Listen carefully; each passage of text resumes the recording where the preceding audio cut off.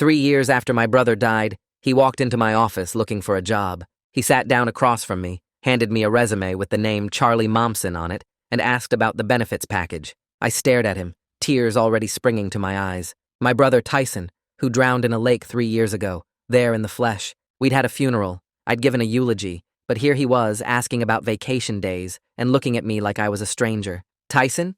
I said, my voice barely working. He smiled politely and said, "Actually, it's Charlie. No big deal, though." He had a different haircut and a beard, but it was him. Same crooked nose from when he broke it playing basketball, same scar above his eyebrow. "Do you know who I am?" I asked. He studied my face carefully. "Should I? Have we worked together before?" There was no recognition in his eyes, nothing that showed he knew he was sitting across from his brother. I excused myself and ran to the bathroom where I threw up, then called my mom. "I need you to come to my office right now and don't ask questions," I said. While waiting, I Googled Charlie Momsen and found a LinkedIn profile created 2 years ago, work history going back 5 years, references, everything. But the photo was definitely Tyson. How did my brother have a complete fake identity that predated his death? My mom walked into the conference room where I'd asked Charlie to wait, took one look at him, and fainted. When she came to, she was sobbing and trying to touch his face while he backed away looking terrified. "I'm calling security," he said. "I don't know what's happening here, but you people are obviously confused."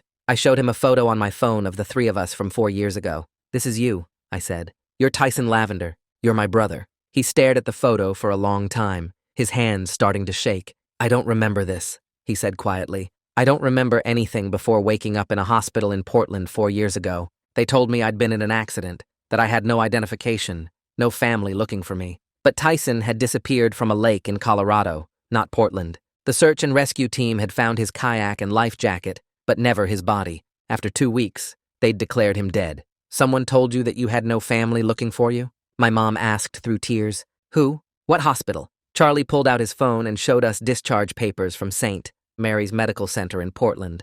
The attending physician was Dr. Rachel Wick. The discharge date was 1 week after Tyson's supposed drowning. "She said I'd been found on the side of a highway with severe head trauma," he said. "No wallet, no phone, nothing to identify me. She helped me get set up with a social worker who got me documents. I called St. Mary's Medical Center, but they said no doctor. Rachel Wick had ever worked there. They had no record of any John Doe with head trauma from that time period. The discharge papers Charlie had were fake, but he'd been living with them as real documents for 3 years. "Then who treated me?" he asked, and I could see fear creeping into his eyes. "Who gave me this name? Who told me I had no family?" My mom remembered something. "The day before you disappeared, you called me and said you were worried about something at work. You said your boss was asking you to do something illegal with the accounts. You were going to report it to the SEC. Tyson had been an accountant at a tech startup that went public 6 months after he died. The founders were now worth hundreds of millions. Maybe I knew something," Charlie/Tyson said slowly. "Maybe someone wanted me gone." I looked up the company and the CEO, Wade St. John, who'd given a speech at Tyson's memorial service about losing a valued employee. But when I searched deeper, I found that 3 other employees from that time period had died in accidents or gone missing within a year of Tyson's disappearance. All of them had worked in accounting or legal. All of them would have known about any financial irregularities before the IPO. "We need to go to the police," my mom said, but Charlie shook his head. "I can't. The social worker who helped me, she checks in on me every few months. She always knows where I am, where I work. She says it's part of some program for people with traumatic brain injuries, but..." He pulled up her contact in his phone. The number had a Portland area code, but when I Googled it, it belonged to a shell company registered in Delaware. "Last week she called and said I should apply for this specific job at your company," Charlie said, and my blood went cold. "She said it would be perfect for my skill set. She even helped me prepare for the interview. Someone had deliberately sent my brother to my office, knowing I would recognize him, knowing it would trigger all of this. But why now, after 3 years? My phone buzzed with a text from an unknown number. "Stop digging, or he disappears again. This time, permanently." Attached was a photo of Charlie walking into our office building that morning, taken from across the street. In the background, barely visible, was someone in a baseball cap watching him. I zoomed in on the figure, and my mom gasped. It was Dr. Rachel Wick from the fake discharge papers, clearly visible and very much real. Charlie's phone rang and he answered on speaker. "Hello, Charlie," a woman's voice said. "I hear you've been having an interesting morning. Your brother needs to make a choice. Forget you exist again, or lose you forever." I ended the call and grabbed Charlie's arm, yanking him away from the window. Mom just stood there with her mouth open, not moving, not blinking. I pulled the blinds shut and looked at both of them. We needed to leave right now. Whoever took that photo knew where we were and what we were doing. I told Charlie to grab his things and Mom to follow us. My hands were shaking as I shoved my phone in my pocket and headed for the door. The hallway felt too long and too exposed as we walked to the elevator. Every person we passed could be watching us. I kept looking over my shoulder while we waited for the elevator doors to open. Inside, I hit the button for the parking garage 3 times, even though it was already lit up. I texted my boss from the elevator saying I had a family emergency and needed to leave immediately. He responded asking if everything was okay, but I didn't answer. The elevator doors opened to the parking garage, and I walked fast toward my car, still holding Charlie's arm. Mom was right behind us, her keys already in her hand. I told her to follow in her own car and to watch for anyone tailing her. She nodded, but looked scared in a way I'd never seen before. Charlie got in my passenger seat without saying anything. His face was pale, and his hands were still shaking from the phone call. I drove out of the garage, checking my mirrors every few seconds. A silver sedan pulled out 2 cars behind us, but turned off after a block.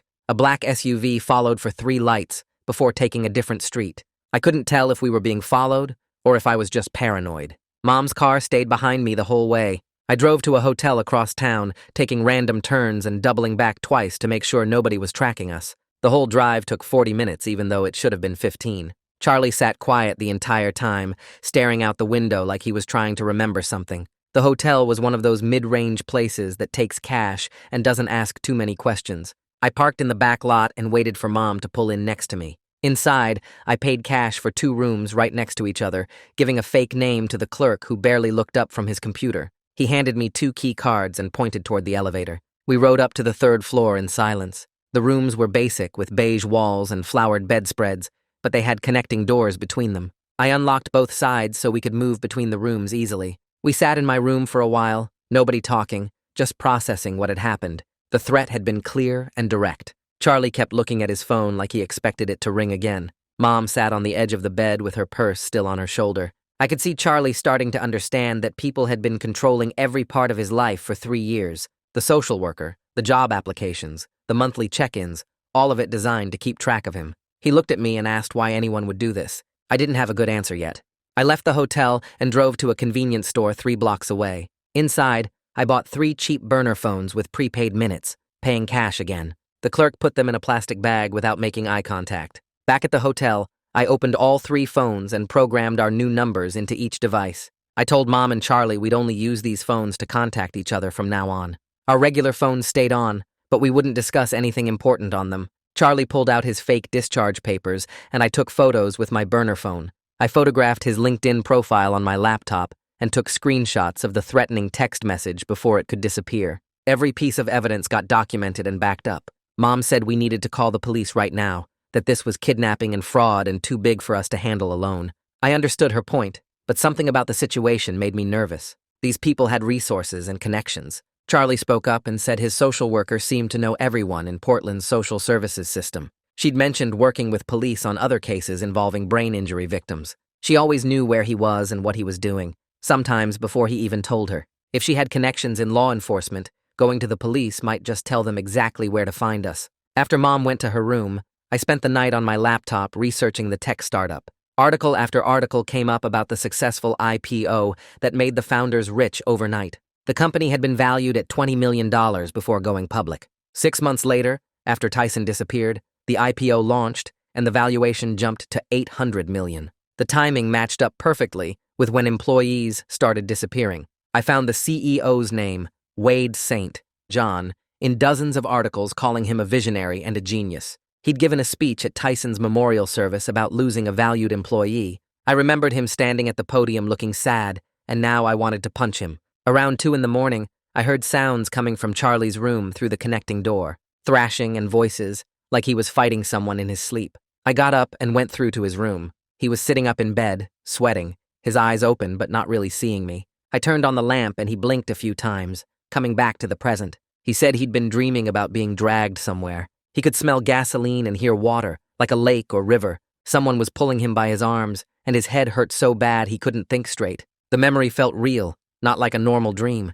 He described the smell of the gasoline mixing with the water smell and the sound of his own breathing echoing in an enclosed space. In the morning, I created a new email address using a fake name and no personal information. I found Michelle Haynes's contact information on her newspaper's website. She'd written a bunch of articles about corporate fraud and white-collar crime over the past few years. I wrote her a short message outlining the basic situation without using any real names yet. I said a person who was presumed dead had reappeared with complete fabricated identity documents, and there might be connections to corporate crime. I kept it vague for safety, but gave her enough details to understand this was serious. I hit send and waited. Michelle responded in less than 2 hours. Her email said she was interested and wanted to meet in person at a public coffee shop she named. She asked me to bring any documentation I had, but warned me to be careful about who I trusted. Her questions in the email made it clear she'd dealt with corporate cover-ups before. She wanted to know if anyone had threatened me and whether I'd contacted law enforcement yet.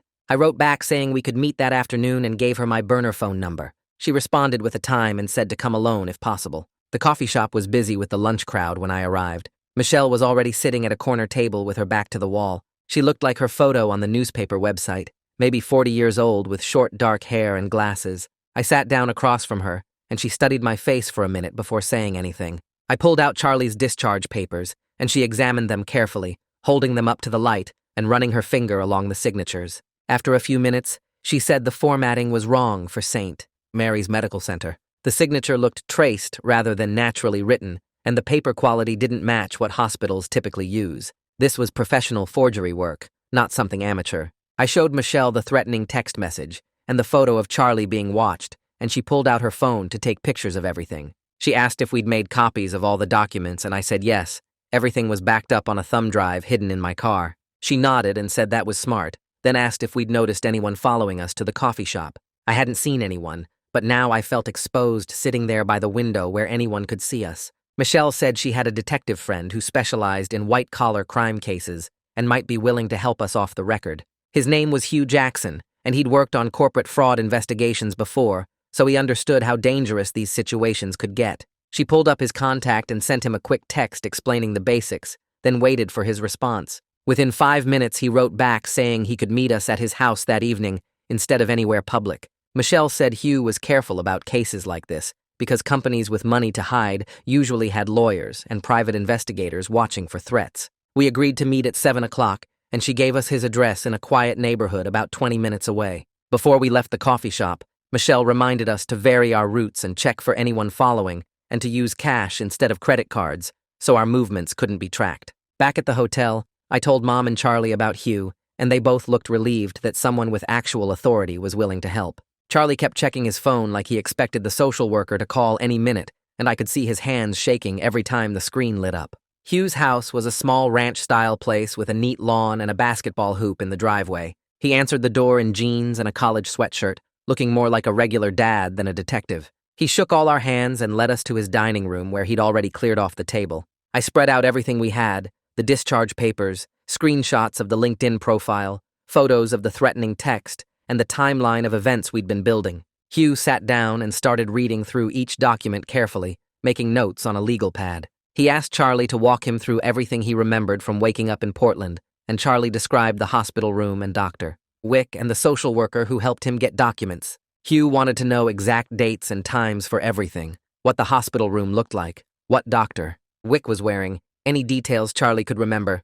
Then he turned to me and asked about Tyson's last days before he disappeared, what he'd been working on at the company, who he'd talked to about his concerns. I told him about the phone call to Mom, where Tyson said his boss was asking him to do something illegal with the accounts. Hugh wrote down the company name and Wade Street, John's name, then asked if Tyson had mentioned any specific numbers or transactions. Mom said he'd been worried about fake contracts that were being recorded as real sales, but he hadn't given her details because he wanted to gather all the evidence first. Hugh leaned back in his chair and was quiet for a minute, just thinking. He said, if this was what it looked like, we were dealing with people who had serious money and no problem getting rid of anyone who threatened them. The fact that 3 other employees had died or disappeared meant this wasn't just about covering up one person's knowledge, it was about protecting a massive fraud that made the founders hundreds of millions of dollars. He told us we needed to be extremely careful about who we talked to and where we went, because these people clearly had resources to track us and weren't afraid to use threats.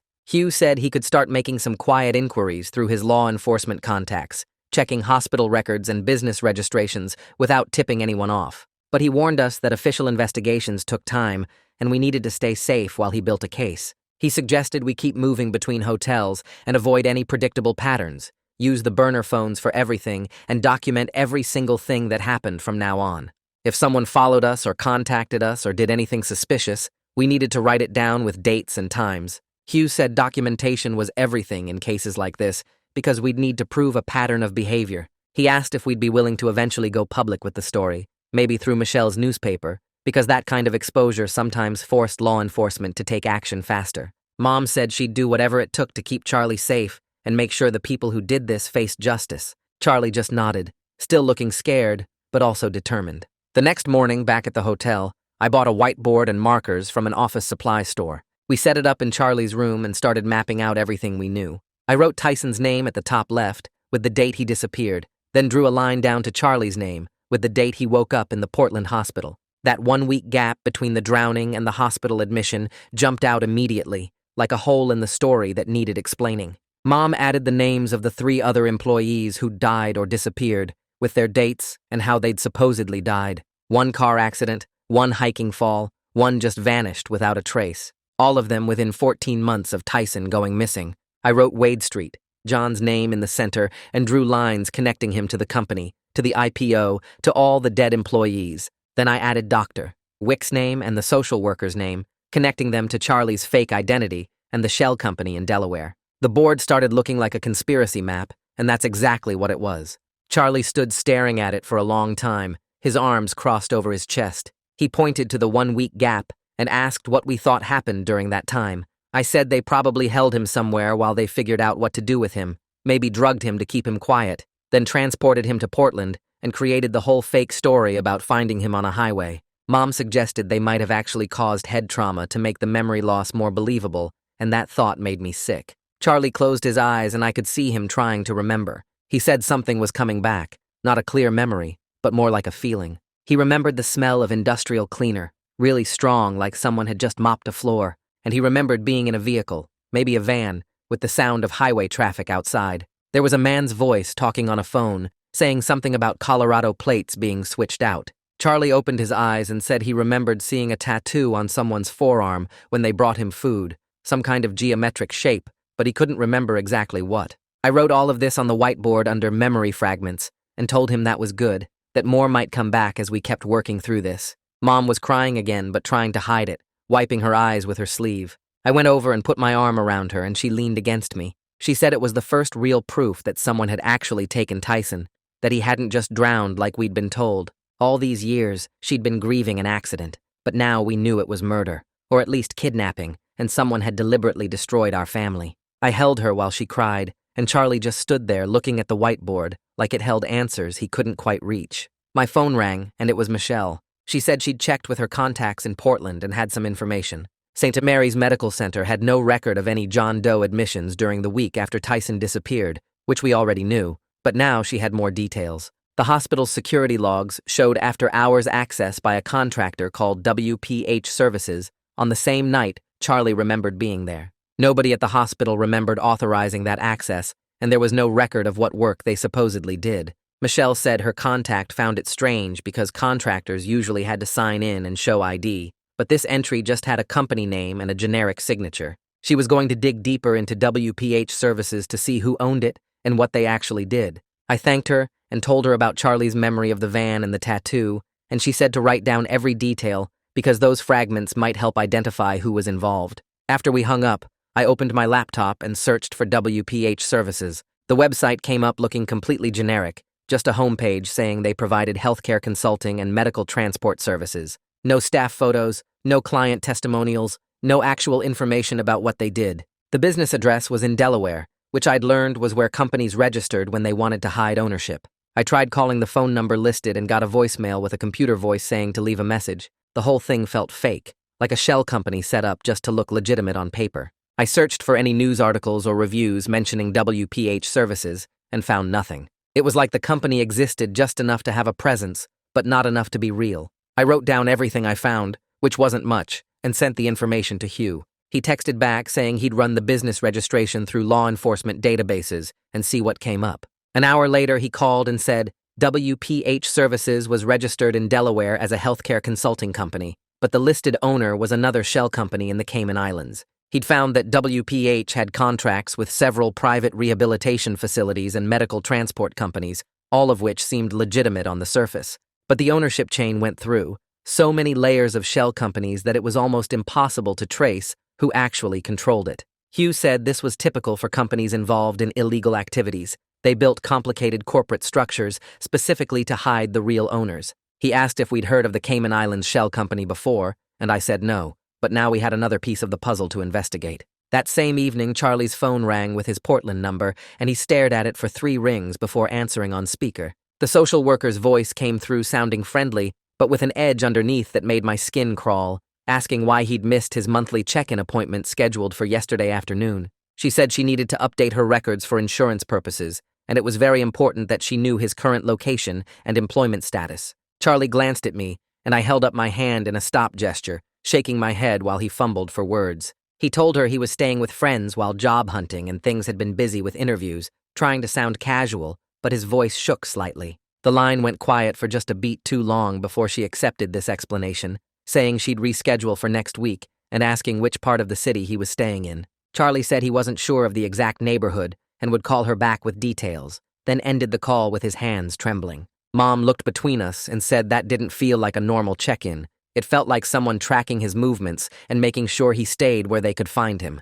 I agreed completely because the questions were too specific, and her pause after his vague answer felt like she was deciding whether to push harder or back off. We spent the rest of the evening watching the door and keeping the curtains closed, nobody sleeping much while we took turns monitoring the parking lot through a gap in the blinds. At 3 in the morning, I woke to the sound of our door handle turning slowly and sat up instantly with my heart pounding. The handle moved down smoothly, like someone was testing whether it was locked, not rattling it or trying to force entry, just checking if we'd made a mistake. I held my breath watching the metal lever press down fully before releasing, then heard footsteps moving away down the hallway in the direction of the stairwell rather than the elevator. I didn't move for 5 full minutes, listening to every creak and distant sound before crossing to Mom and Charlie's adjoining room to wake them. Charlie was already awake, sitting on the edge of his bed, and said he'd heard it too, and Mom grabbed her phone asking if we should call the police. I said no, because by the time they arrived, whoever it was would be long gone, and besides, we didn't know who we could trust when these people seemed to have connections everywhere. We packed our bags in silence and sat fully dressed until the sky started turning gray outside. We checked out at dawn before the front desk staff changed shifts, using cash again and giving a fake name this time instead of my real one. The clerk didn't even look up from her computer screen as we left our key cards on the counter and walked out to the parking garage. Charlie was quiet in the car as we drove across the city to a different hotel on the east side, finally saying he was scared that the people who controlled his life for 3 years wouldn't just let him walk away. He said they'd spent too much time and money creating his fake identity to lose track of him now, and whatever they were hiding must be serious enough that they'd rather kill him than let him remember. Mom reached back from the front seat and squeezed his hand, telling him we wouldn't let that happen, but I could see the fear in her eyes too, because we were running from people who'd already proven they could make someone disappear completely. The new hotel was smaller and cheaper, the kind of place that didn't ask questions about cash payments or require ID verification,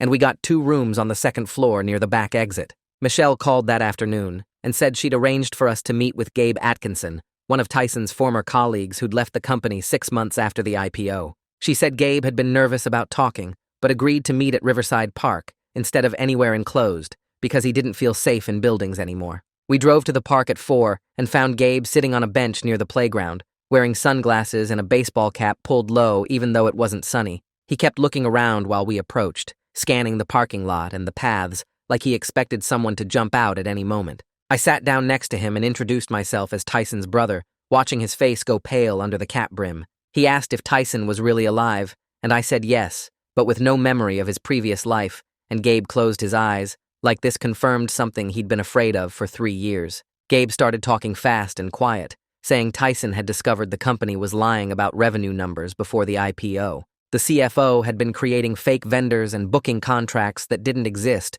to make the company look profitable when it was actually losing money every quarter. Tyson found the evidence in the accounting records because the shell vendors all had similar registration patterns and payment schedules that didn't match real business transactions. The fake sales totaled over $15 million, enough to push the company from borderline bankruptcy to looking like a successful growth business that investors would want to buy into. Gabe said Tyson had been excited about reporting it because he thought he was doing the right thing, protecting investors from fraud, not realizing that people with hundreds of millions on the line would do anything to shut him up.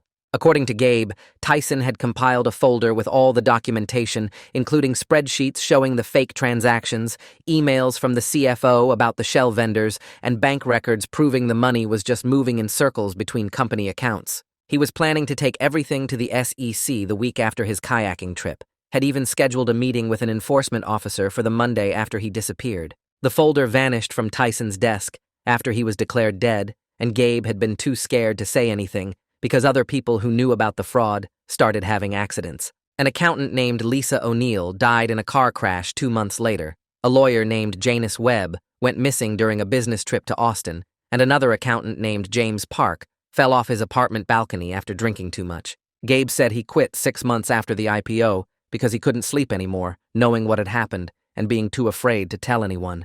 I asked Gabe if he remembered the names of any shell vendors, and he pulled out his phone, scrolling through old photos until he found a picture he'd secretly taken of one of Tyson's spreadsheets. He zoomed in and pointed to a vendor name at the top of the list, WPH Services, the same company that had accessed the Portland hospital after hours, the same company registered to an offshore shell in the Cayman Islands, now directly connected to the accounting fraud Tyson was going to report. My stomach dropped as the pieces clicked together because this proved the conspiracy wasn't just about covering up corporate fraud. It was about eliminating anyone who threatened to expose it before the IPO made the founders rich. Gabe said there were 2 other shell vendors on the list, but WPH Services had the most fake contracts, over $8 million in recorded sales that never actually happened. I called Hugh from the park, and he arrived 20 minutes later, parking his personal car instead of anything official. Gabe went through everything again, while Hugh took notes, and when he finished, Hugh said we now had enough to justify an official investigation,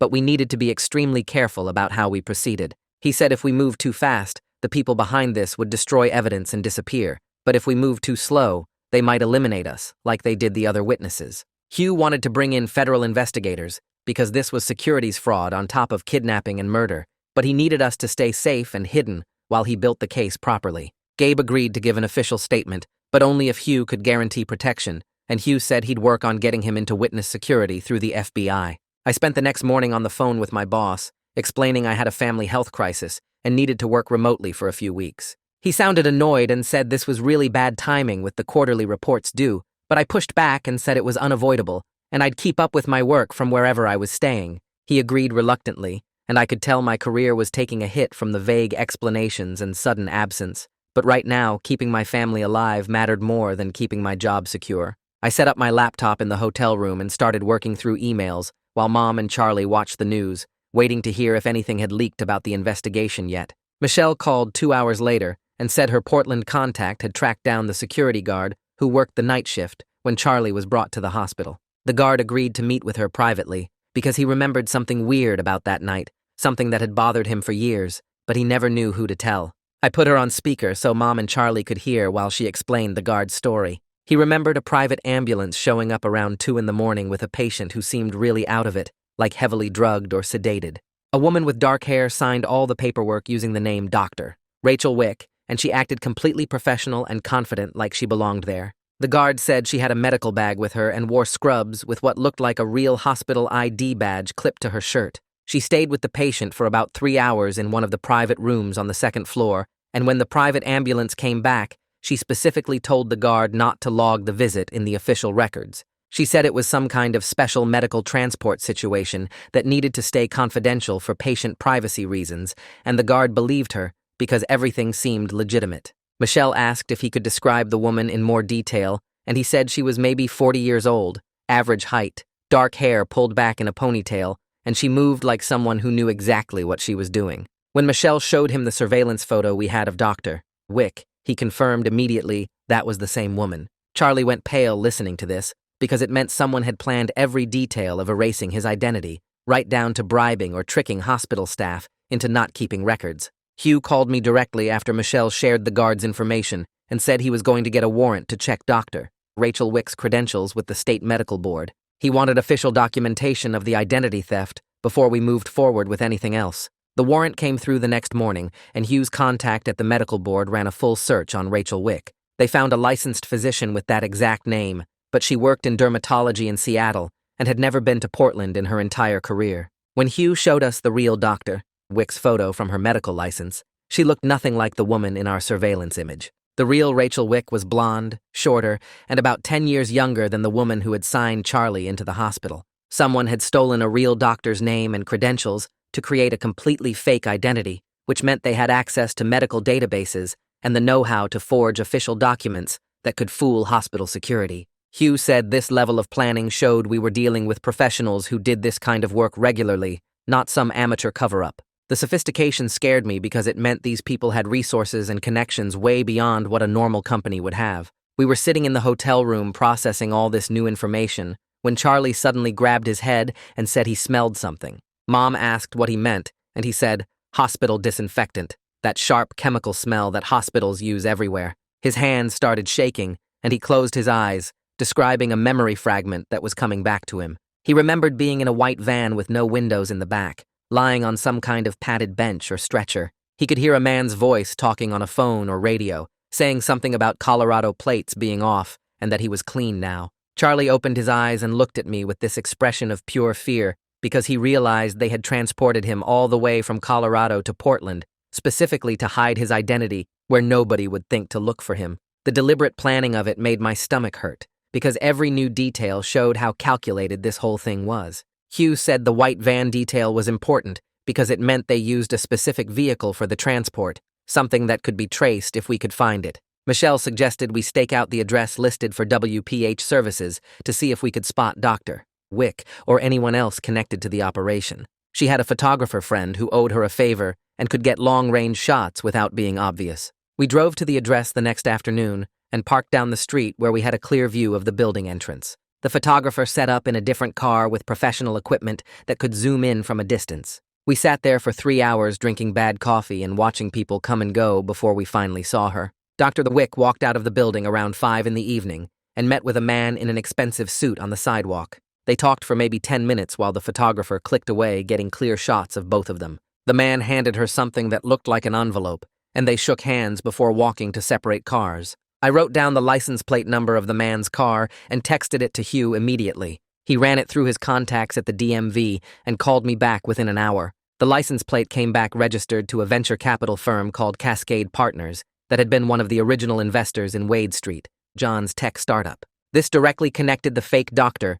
the shell company WPH Services, and the people who had the most to lose if Tyson exposed the fraud before the IPO made them all rich. Every piece of evidence was linking together into one massive conspiracy that went way higher than just Wade and his CFO. Mom's phone rang that evening while we were still processing the venture capital connection. She answered and put it on speaker because we'd agreed to share all calls. A man's voice said he was calling from her bank's fraud department and needed to verify some recent transactions on her account. He asked detailed questions about her travel over the past few weeks and recent purchases, claiming there was suspicious activity they needed to confirm. Mom started answering before I grabbed the phone and hung up, then immediately called her bank's customer service number from their website. The real bank representative said they had no record of making any fraud calls to her number and no suspicious activity on her account. Hugh confirmed the next morning that it was a phishing attempt designed to gather information about our movements and financial situation. We realized they weren't just watching us physically,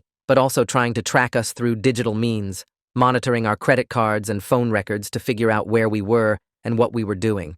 Hugh told us to set up new email accounts that nobody knew about and to stop using our regular credit cards for anything related to the investigation. We spent the afternoon creating new accounts and transferring important documents to encrypted cloud storage. Michelle called with one more piece of information that gave us hope. Her newspaper's lawyer had reviewed everything we'd gathered and explained the legal protections available for whistleblowers who report securities fraud to the SEC. If we could get Tyson's original evidence or recreate it with Gabe's help, we could file a formal complaint that would trigger a federal investigation. The lawyer said once we filed with the SEC, we'd have protection from retaliation, and the government would have to take the case seriously. Michelle asked if Gabe would be willing to meet again and provide more detailed information about the fake contracts and shell vendors, and I said I'd reach out to him. The lawyer also mentioned that if we could prove the company knew about the fraud and actively covered it up by eliminating witnesses, we'd have grounds for a massive civil lawsuit on top of the criminal charges. Mom looked at Charlie and said, We were going to make sure everyone involved paid for what they did to him, and for the first time since this whole thing started, I felt like we actually had a path forward, instead of just running scared. I reached out to Gabe the next day using one of the burner phones and asked if he'd be willing to meet again. He hesitated for a long moment before saying yes, but insisted we meet somewhere even more public than last time, so we agreed on a busy shopping mall food court during lunch hour. When we sat down across from him 2 days later, he had a manila folder that looked worn and creased, like he'd been carrying it around for years. He slid it across the table, and I opened it to find printed copies of emails, dozens of them, all with the company logo at the top. The emails showed the CFO explicitly telling accounting staff to book revenue from something called WPH Services and 2 other companies I didn't recognize, with amounts that made my hands shake as I read them. $15 million in total, spread across fake contracts that never existed, all designed to make the company look profitable before the IPO. Gabe pointed to one email where the CFO wrote that these vendors were approved by the board and not to ask questions about the services provided. Charlie stared at the pages, and I could see him processing that these were the exact kind of records Tyson must have found 3 years ago. We thanked Gabe and he left quickly, looking over his shoulder the whole way to the parking lot. That afternoon, we met Hugh at his house again and spread the emails across his kitchen table. He read through each one carefully, taking photos with his phone and making notes about dates and amounts. Hugh explained that this was enough to file a formal complaint with the SEC, and with the connection to Dr. Wick and the shell company, we had a solid case for fraud and witness tampering. He helped us write up an anonymous tip that included everything we'd gathered over the past few weeks. We attached scans of the emails, the fake discharge papers, the shell company registration, and a detailed timeline of the employee deaths and disappearances. Hugh submitted it through the SEC's online portal using an encrypted connection, and we requested protection as material witnesses given the threats we'd been receiving. The confirmation email came back within an hour saying the tip had been received and assigned a case number. For the first time since this started, I felt like we'd actually done something that couldn't be undone or covered up. 2 days passed in tense silence while we waited in the hotel room, barely leaving except for food. Charlie kept his regular phone on and charged, waiting to see if anyone would react to our SEC filing. On the 3rd morning, his phone rang with a number he didn't recognize. He looked at me and Mom before answering on speaker, setting the phone on the table between us. The woman's voice was calm and professional, almost friendly. She said her name was Rachel, and she understood we'd been having some difficulties lately. She knew where we were staying and what we'd been doing, and she wanted to offer us a way out of this situation. $200,000 in cash, split however we wanted, if we agreed to forget everything and disappear permanently. Charlie would keep his identity as Charlie. We'd never contact the SEC again, and everyone could move on with their lives. The alternative, she said in that same pleasant tone, would be consequences that would make the last 3 years look merciful. I grabbed my phone and started recording while signaling Charlie to keep her talking. He asked what she meant by consequences, and she laughed, actually laughed, before explaining that relocating Tyson after he became a liability had been expensive and complicated. She said doing it again would be much simpler now that they knew what worked, and this time they wouldn't bother with the fake identity and social worker check-ins. Charlie's voice shook as he asked what she meant by relocating, and she paused like she realized she'd said too much. The line went dead, and we sat there staring at the phone for a full minute. I played back the recording, and we listened to her admission that they'd relocated Tyson, that he'd been a liability, that the whole Charlie identity had been their creation. Hugh came over within the hour after I called him and listened to the recording 3 times. He said it might not be allowed in court, depending on state laws about recording phone calls, but it was valuable evidence of ongoing criminal activity. The recording proved they were still actively threatening us and admitted to kidnapping Tyson rather than helping an injured stranger. Hugh told us to act like we were thinking about the offer while actually preparing to go completely public with everything we had. He explained that once the story was out in the open, they couldn't make us disappear quietly because too many people would know what happened. We spent the rest of that day coordinating with Michelle about timing. She'd been working on her article for the past week, carefully writing it to protect our identities while laying out all the evidence. Hugh said he could launch an official investigation the same day the article published, and we could give our formal witness statements to federal prosecutors at the same time. The plan was to make everything public at once, so they couldn't pick us off one by one, or intimidate us into silence like they'd done to Tyson and the other employees. Michelle scheduled the article to go live at 6 in the morning, which would give it the whole news cycle to spread before the company could organize a response. The night before publication, Mom went to the grocery store to pick up some basic supplies since we'd been eating takeout for days. She called me from her car 40 minutes later, her voice tight with fear, saying a dark sedan had been following her for the past 10 minutes. I told her to drive straight to the nearest police station, and she did, watching in her mirror as the car turned away as soon as she pulled into the station parking lot. She sat there for 20 minutes making sure they were really gone before driving to the hotel, taking a complicated route to make sure nobody followed. When she walked into our room, she wasn't crying or shaking like I expected. She was angry, actually furious, pacing back and forth and saying she was done being scared of these people. She said they'd stolen 3 years of her son's life, put our family through hell, and now they were following her around town like some kind of movie villain. Mom sat down on the bed and looked at both of us and said she wanted these people to face real justice, not just get away with everything because we were too frightened to fight back. Charlie had been quiet most of the evening, but he finally spoke up and admitted he was scared about what would happen once we went public. He said he'd spent 3 years thinking he was Charlie, believing the story they'd told him about being found on a highway with no family. Now he was about to blow up that entire fake life, and he didn't know what came next. But he also said, and his voice got stronger as he talked, that he was tired of other people controlling his life and telling him who he was. Even if he never remembered being Tyson, even if those memories were gone forever, he wanted to know the truth about what happened to him and why someone thought they had the right to erase him. He wanted to take control back for the first time since waking up in that Portland hospital. I set an alarm for 5:30 in the morning and barely slept, checking my phone every hour to see if Michelle had sent any updates. At exactly 6 o'clock, her text came through with a link to the article. The headline read, "Tech IPO Success Built on Fraud and Disappeared Witnesses," and the first paragraph laid out the basic facts about fake revenue, shell companies, and employees who'd vanished or died under suspicious circumstances.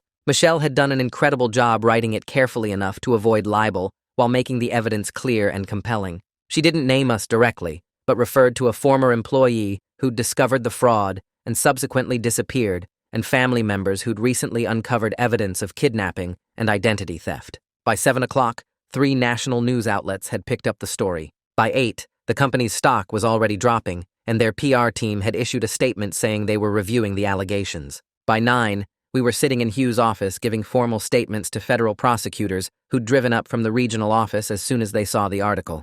The prosecutors spent 3 hours taking our statements, asking detailed questions about every interaction with Charlie's social worker and every piece of evidence we'd collected. They recorded everything and had us sign official witness declarations, explaining that federal charges were likely given the interstate nature of the crimes. Hugh left the room around 10 in the morning to coordinate the search warrant executions, and we could hear him on the phone in the hallway, giving instructions to teams in Portland and here in Colorado. By 11, he came back in and told us the warrants were being served right now at WPH Services office and Dr. Wick's home address. We sat in tense silence waiting for updates, Mom holding Charlie's hand while he stared at the conference room table looking scared but determined. Hugh's phone started buzzing constantly around noon with photos and updates from the search teams. They'd found boxes of forged medical documents at the WPH Services office, blank hospital discharge forms, fake ID materials, and most importantly, financial records showing wire transfers from the venture capital firm. The payments totaled over $3 million spread across 4 years, all coded as consulting fees, but with notes in the margins referencing specific names and dates. One of the prosecutors looked at the photos on Hugh's phone and immediately called his supervisor, saying they had enough for multiple federal charges. At Dr. Wick's house, officers found a locked filing cabinet in her basement containing what she called patient logs. The logs had 4 names written in careful handwriting with dates, locations, and status updates. Tyson Lavender was listed 3rd with notes about the Colorado Lake incident, Portland hospital placement, and ongoing monitoring through the social worker. The other 3 names matched the missing employees from the tech company, and next to 2 of them were the words permanent resolution, with dates that corresponded to when their deaths had been reported. Mom started crying when Hugh showed us the photo of Tyson's entry, and Charlie looked like he might throw up seeing his real name written in this woman's private records. The prosecutors immediately issued an arrest warrant for Dr. Wick, and by 2 in the afternoon, Hugh called to say she'd been taken into custody at her home without incident. She was charged with kidnapping, identity fraud, conspiracy, and witness tampering, and her lawyer showed up within an hour demanding bail. The bail hearing happened fast because Dr. Wick was considered a flight risk given her resources and the severity of the charges. The judge denied bail after prosecutors presented the patient log and financial records, saying she posed a danger to witnesses and had demonstrated willingness to help people disappear. Meanwhile, news of the search warrants had leaked to the media, and by 3 in the afternoon, the tech company's stock was dropping fast. The CFO resigned within hours, releasing a statement through his lawyer claiming he had no knowledge of any illegal activities and had been deceived by outside consultants. The stock price dropped 30% in a single trading day as investors panicked about potential fraud charges and the connection to missing employees. Charlie watched the stock ticker on his phone with a strange expression, realizing that his disappearance had been worth hundreds of millions of dollars to the people who'd erased him. Wade Street John called an emergency press conference at 4 in the afternoon, standing in front of the company logo with his lawyer visible just off camera. He denied any involvement in wrongdoing and claimed he'd been deceived by his CFO and outside consultants who he'd trusted to handle sensitive matters. He announced an internal investigation and promised full cooperation with authorities, but every word sounded rehearsed, and his lawyer kept leaning in to whisper corrections when reporters asked specific questions. Mom watched the press conference on her phone and said she remembered Wade giving that same smooth performance at Tyson's memorial service, talking about what a valued employee he'd been, while knowing the whole time what had really happened. The SEC issued a formal announcement that evening about launching an investigation into the company's pre-IPO accounting practices. Hugh called us around 6 and explained this meant federal prosecutors were now fully involved and the case had moved beyond local law enforcement into a major white-collar crime investigation with resources and reach we couldn't have accessed on our own. He also warned us that we should expect retaliation attempts because people with this much money and this much to lose don't give up easily. The threatening messages started coming to our burner phones around 7 that evening, texts from unknown numbers saying things like, "You made a mistake, and this isn't over." Hugh said this actually helped the case because it demonstrated ongoing witness intimidation, which added more charges and showed a pattern of criminal behavior. He arranged for protective surveillance on all of us, with officers watching our hotel and following us when we went anywhere, and he told us to document every single contact attempt, no matter how minor it seemed. Michelle called around 8 with news that a nurse from Portland had reached out after reading her article. The nurse's name was Rosie Hood, and she said she remembered the John Doe patient from 3 years ago and Dr. Wick's strange after-hours visits to his room. Rosie said she'd kept personal notes because something about the whole situation had felt wrong, and she was willing to testify about what she'd witnessed. Michelle arranged for us to meet Rosie the next day at Hugh's office, where she could give an official statement. When Rosie arrived, she brought a folder of shift notes she'd kept in her personal files at home. The notes showed a patient matching Charlie's description had been brought in with head trauma and kept heavily sedated for 3 days before being transferred by private ambulance. Rosie had written down Dr. Wick's specific instructions to the nursing staff not to contact police about the unidentified patient, and she'd noted that Dr. Wick had access to the patient's room at all hours, despite not being on the hospital staff. The prosecutors reviewed Rosie's notes and said combined with the documents seized from Dr. Wick's home, they had enough evidence to charge her with multiple felonies. Dr. Wick's lawyer started negotiating a potential plea deal almost immediately, trying to exchange information about who hired her for reduced charges. She was denied bail again at a second hearing because the judge said the evidence showed she was part of an ongoing criminal enterprise. The venture capital firm issued a statement that afternoon claiming the payments to WPH Services were for legitimate medical consulting work related to employee wellness programs. But Michelle had been digging deeper and found that the firm's managing partner was Wade Saint, John's college roommate from business school, and he'd been on the company's board of directors during the IPO. She published a follow-up article connecting all the dots between the venture capital firm, Wade, the fake medical consulting company, and the systematic elimination of employees who knew about the accounting fraud. Hugh connected us with a therapist who worked with trauma victims and people who'd had their memories messed with. Charlie started going twice a week to Dr. Sarah O'Neill's office downtown,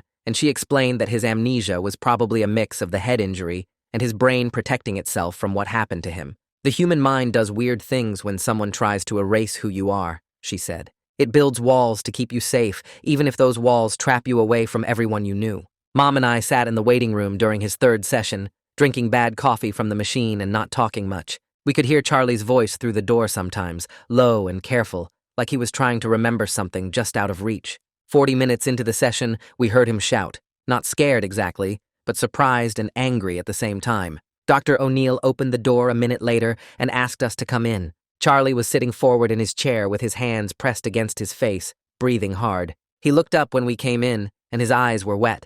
He told us he remembered being in a basement room with concrete walls and a single light bulb hanging from the ceiling. There was a metal bed frame with a thin mattress and a bucket in the corner. A man brought him food twice a day, and the man had a geometric tattoo on his forearm, like interlocking triangles or something. The man told Charlie his family didn't want him anymore, said he'd been in a car accident and suffered brain damage, and his parents had signed papers giving up custody because they couldn't handle taking care of someone so broken. Charlie remembered believing it because he couldn't remember anything else, and the man seemed so sure, so matter-of-fact about it. The man said Charlie was lucky they were helping him start over instead of leaving him in some state facility. Mom started crying before Charlie finished talking. Not the relieved crying from when we first found him, but this horrible, broken sobbing that made my chest hurt. She kept saying they tortured him. They broke him on purpose. They made him think we abandoned him while we were burying an empty coffin. I put my arm around her, but she was shaking so hard I didn't know if it helped. The cruelty of it hit me different from the kidnapping itself.